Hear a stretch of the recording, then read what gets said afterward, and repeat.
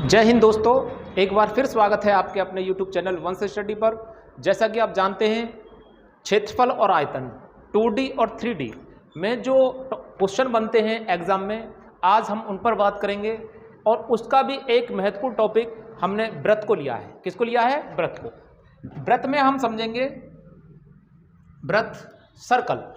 इसमें समझेंगे इसके जो सूत्र हैं वो सभी, चाहे आप इससे बेलन पढ़ें, शंकु पढ़ें या गोला पढ़ें, इन सभी के जो सूत्र होते हैं ये इसी के माध्यम से बनाए जाते हैं। तो पहले हम सर्कल के सूत्र बनाने सीखेंगे, कैसे सूत्र बन सकता है और जिससे कि हमें कोई भी चीज़ याद ना करनी पड़े। ठीक है, तो मेरे द्वारा इसमें बहुत बड़ा एफर्ट डाला गया है वीडियो में और इस कंटेंट में। तो देखिए, हम सबसे पहले बात करेंगे सर्कल। सर्कल क्या होता है? एक गोल आकृति जिसमें स्थान बीच का खाली हो। ठीक है, जैसे कि साइकिल का पहिया, जो साइकिल का पहिया होता है बीच में उसमें रिम नहीं हो तो आपको वो बताएंगे सर्कल है। ठीक है, या हम कह सकते हैं हाथ में पहनने वाली कोई भी घड़ी कह सकते हैं, चूड़ी कह सकते हैं, या फिर कड़ा, ये सर्कल को प्रदर्शित करने वाली आकृति है। ठीक है, हम सर्कल में एक महत्वपूर्ण बिंदु पर बात करेंगे जिससे संबंधित आज हमारा टॉपिक है कि व्यास और परिधि। हमारा टॉपिक है व्यास और परिधि, यानी आज हम पढ़ेंगे व्यास क्या होता है, त्रिज्या क्या होती है। ठीक है, और क्षेत्रफल, परिधि, यानी क्षेत्रफल को नेक्स्ट वीडियो में लेंगे। परिधि, व्यास और त्रिज्या से संबंधित जितने भी सरकारी एग्जाम में क्वेश्चन बन सकते हैं उनको कंट्रोल किया गया है। ठीक है, और एक क्वेश्चन कराने के बाद, एक टॉपिक, एक कंटेंट आपको बताने के बाद फिर कोई भी आपका क्वेश्चन फंसने वाला नहीं है। ठीक है, तो आपका आज का मेन उद्देश्य है व्यास और परिधि। फिर उसके बाद नेक्स्ट वीडियो में त्रिज्या, खंड, चाप क्या होता है, अर्धवृत्त क्या होता है, स्पर्श रेखा क्या होती है। ठीक है, तो आइए जानते हैं वृत्त।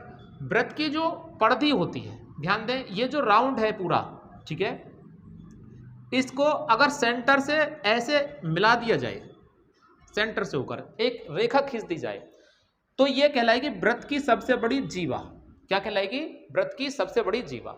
तो आपको याद रखना है, वृत्त की सबसे बड़ी जीवा ये सेंटर से होकर निकलती है और ये क्या कहलाती है? व्यास कहलाती है। क्या कहलाती है? व्यास। और व्यास को हम कहते हैं डायमीटर। क्या कहते हैं? डायमीटर। अगर व्यास का आधा करें, व्यास का आधा करें, ध्यान रखें एक बात और, ये रेखा खींची तो एक रेखा अपने आधार तल में कितने कोणों का निर्माण कर देती है? पहले मैं आगे की बात जब करूंगा, पहले थोड़ा सा बेसिक आपको समझाऊं। ठीक है, हमने ये रेखा खींची, ये केंद्र से होकर खींची, तो वृत्त की सबसे बड़ी जो जीवा होगी वो व्यास कहलाएगी। वृत्त की सबसे बड़ी जीवा क्या कहलाती है? व्यास। बताओ कोई दिक्कत इतना? दूसरे पॉइंट की बात करें तो यहां पर जो रेखा खींची गई है, ये रेखा अपने आधार तल में कितने कोणों का निर्माण करके चलेगी? तो जैसा कि आप जानते हैं, ये पूरा जो राउंड होता है वो 360 डिग्री का होता है। कितना होता है? 360 डिग्री का। अगर इसमें से आधा कर दें तो 180 डिग्री नीचे रह जाएगा और 180 डिग्री ऊपर हो जाएगा। तो एक रेखा अपने आधार तल में सिर्फ दो कोणों का ही निर्माण कर सकती है। ये जब आपको स्पर्श रेखा वगैरह पढ़ाई जाएंगी तब आपको और इस पर चर्चा करने का विषय मिलेगा, लेकिन फिलहाल आपको बेसिक चीज मैं आपको बता रहा हूं। तो दो कोणों का निर्माण करती है, तो ये 180 डिग्री का एंगल बनेगा। तो ये याद रखना है, 180 डिग्री। पाई के वैल्यू में चलें तो पाई का वैल्यू 180 डिग्री होता है। ठीक है, पाई का वैल्यू 180 डिग्री होता है और रेशो में पाई का वैल्यू होता है 22/7। ठीक है, आपको क्या करना है, पाई का वैल्यू और भी बहुत है। पाई के वैल्यू इतने सारे हैं कि हम सोच भी नहीं सकते, यानी 45,000 से भी ज्यादा पाई के वैल्यू हैं। तो हमें क्या करना है, बस दो वैल्यू पर बात करनी है। 180 डिग्री ये पाई का वैल्यू है और पाई का वैल्यू एक होता है 22/7। ये जो 22/7 है, यानी कि आप पाई कहें, ये पाई है क्या चीज? जो वृत्त की परिधि है, वृत्त की परिधि, मैं यहां पर एक लाइन लिख रहा हूं, वृत्त की परिधि और व्यास के अनुपात को, वृत्त की परिधि और जो हमने व्यास खींचा है इसके अनुपात को क्या कहते हैं?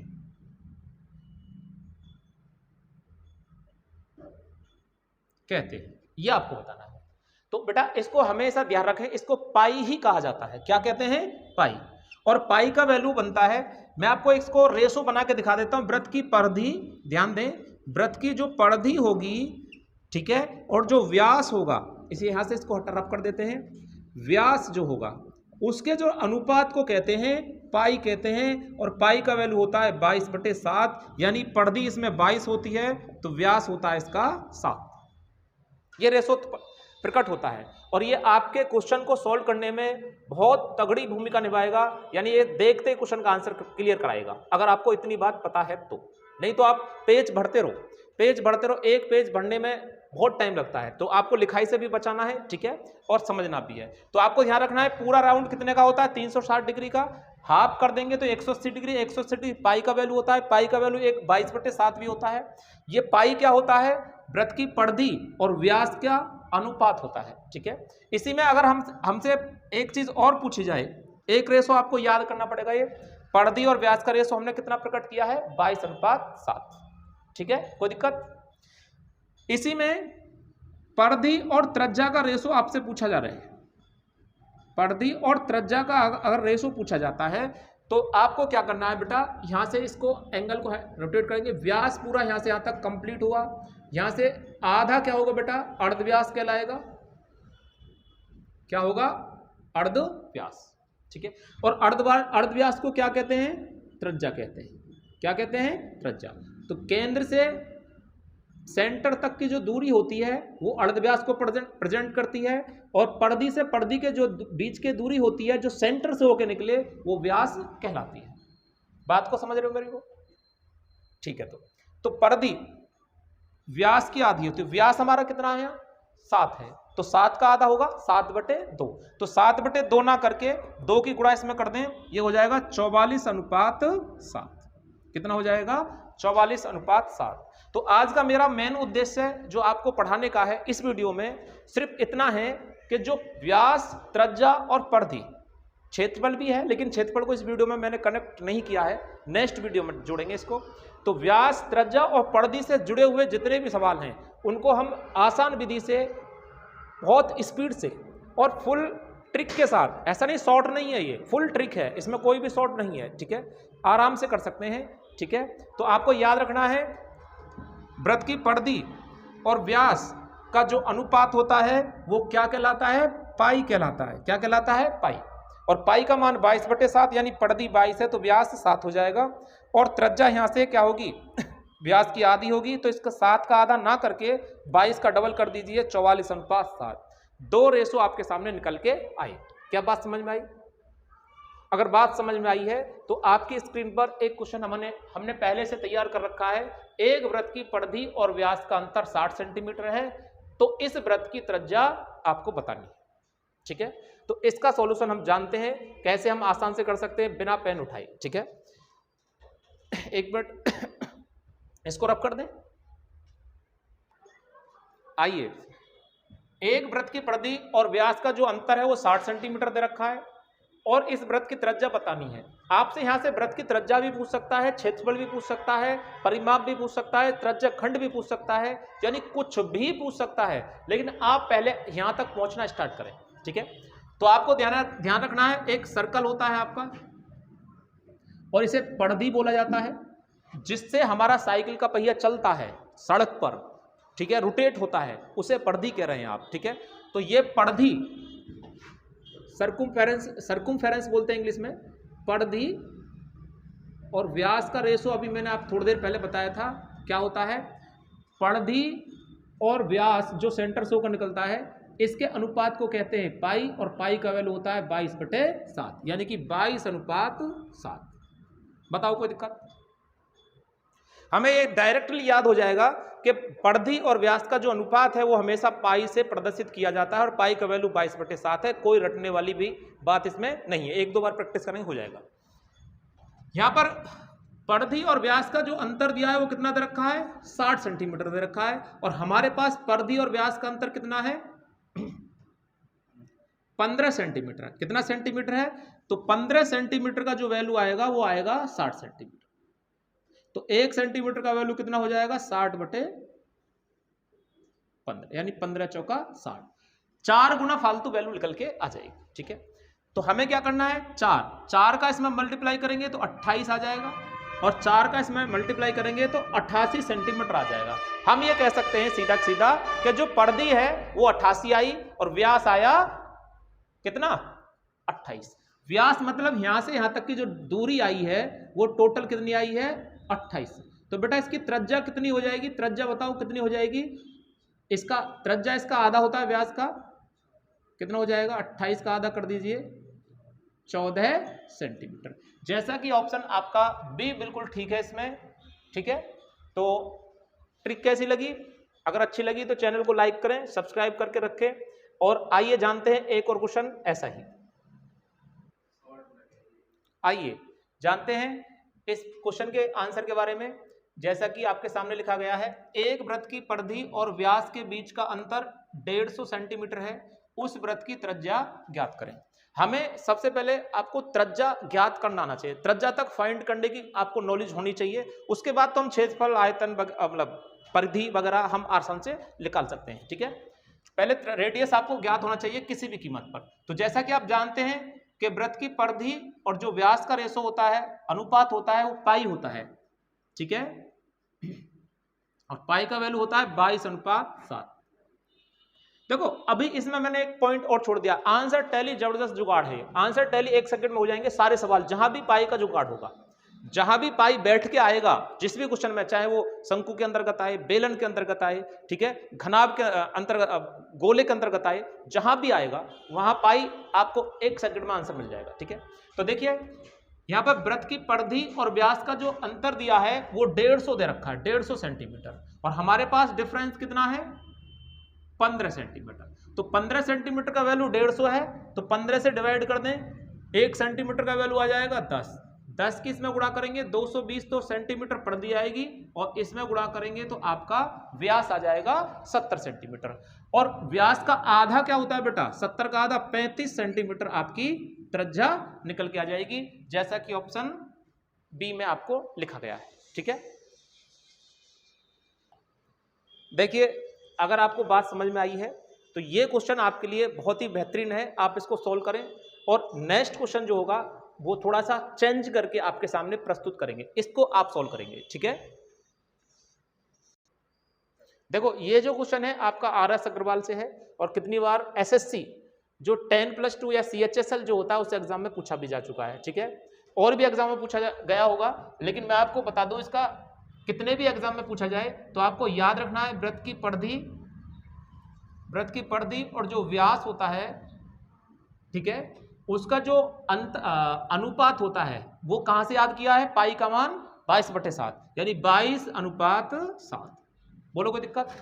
यहीं पर आपको क्या करना है, परिधि और त्रिज्या का रेशो क्या होता है, परिधि और त्रिज्या का जो रेशो होगा वो क्या होगा, व्यास जो होता है, व्यास पूरा सेंटर से होकर निकलने वाली सबसे बड़ी जीवा होती है, इसका जो आधा होता है वो आपका त्रिज्या होता है, तो व्यास का आधा, तो व्यास का आधा करेंगे तो 7 का आधा करना पड़ेगा, तो आप आधा जब करेंगे इसका तो इसका मल्टीप्लाई इसमें हो जाएगा। ठीक है, रेशो के अंतर्गत। तो आपको करना क्या है कि 2 की इसमें मल्टीप्लाई कर दीजिए, 22 दूनी 44:7 हो जाएगा। कितना हो जाएगा, 44:7। अब आपको अपने क्वेश्चन की तरफ जाना है और वहां से परिधि निकालना है, त्रिज्या निकाल लेना है, फिर उसके बाद क्षेत्रफल भी निकल जाएगा, त्रिज्या खंड का क्षेत्रफल, यानी भिन्न भिन्न तरीका के क्वेश्चन जहां भी बन सकते हैं सब कंट्रोल हो जाएंगे। ठीक है, तो हमें क्या करना है, यहां पर दिया है एक वृत्त की परिधि और त्रिज्या के बीच का अंतर, परिधि और त्रिज्या के बीच का अंतर, ये वाला पार्ट दिया है, व्यास नहीं दिया है। ठीक है, कितना दिया है, 37 सेंटीमीटर दिखाई दे रहा है, और हमारा अंतर कितना है बेटा, ये भी 37 सेंटीमीटर। अंतर के लिए माइनस प्लस नहीं चलेंगे, अंतर बड़ी संख्या का छोटी संख्या से घटाना ही होता है, चाहे संख्या कोई सी भी बड़ी हो कोई भी छोटी हो। ठीक है, तो अंतर कितना है यहाँ पर, 37। ये 37 से कितना गुना फालतू है, 37 का वैल्यू 37 है तो 1 का वैल्यू 1 आ जाएगा, तो 1 का इसमें मल्टीप्लाई करेंगे तो त्रिज्या कितनी आ जाएगी, 7 ही आ जाएगी। 1 की इसमें मल्टीप्लाई करेंगे तो 44 क्या आ जाएगी, परिधि आ जाएगी। ठीक है, और कोई दिक्कत नहीं है। त्रिज्या कितना आया आपका, 7, कितना आ गया, 7। और आपको क्या करना है, जब त्रिज्या 7 आई है तो आपसे परिधि पूछा जाए तो परिधि कितने आ गई, 44 आ चुकी है। ठीक है। और आपसे पूछा जाए व्यास कितना आएगा, व्यास क्या होता है, वो त्रिज्या का दुगना होता है। त्रिज्या का दुगना क्या होता है, व्यास। तो त्रिज्या आई आपके 7, तो 2 से मल्टीप्लाई करें तो 14 क्या आ जाएगा, व्यास।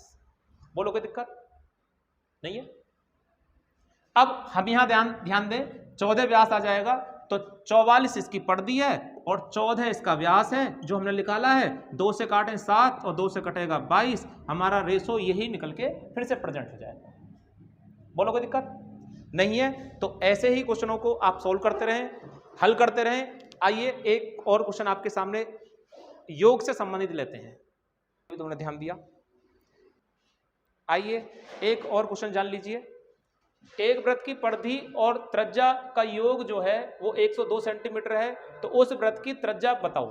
देखो, अगर त्रिज्या पूछ रहा है तो त्रिज्या के हिसाब से काम करें, और आपको व्यास पूछ रहा है तो व्यास के हिसाब से काम करेंगे। जैसा कि आप जानते हैं, अभी इस वीडियो में आपने सीखा कि वृत्त की परिधि और जो त्रिज्या का अनुपात है वो क्या होता है, और परिधि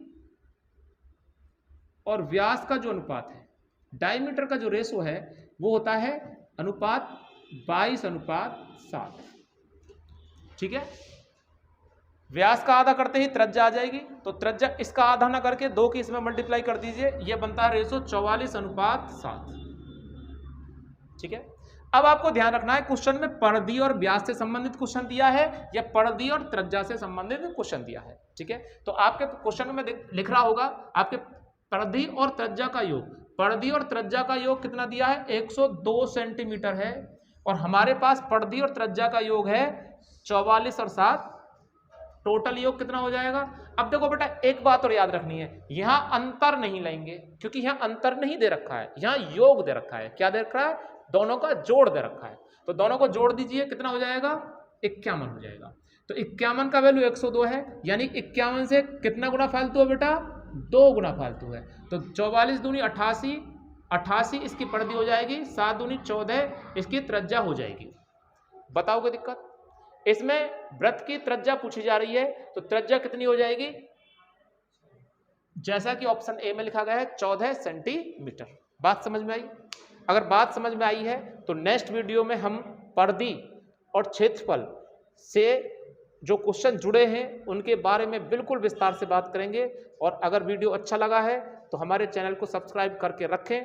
आने वाले समय में मिलते हैं, जब तक के लिए जय हिंद,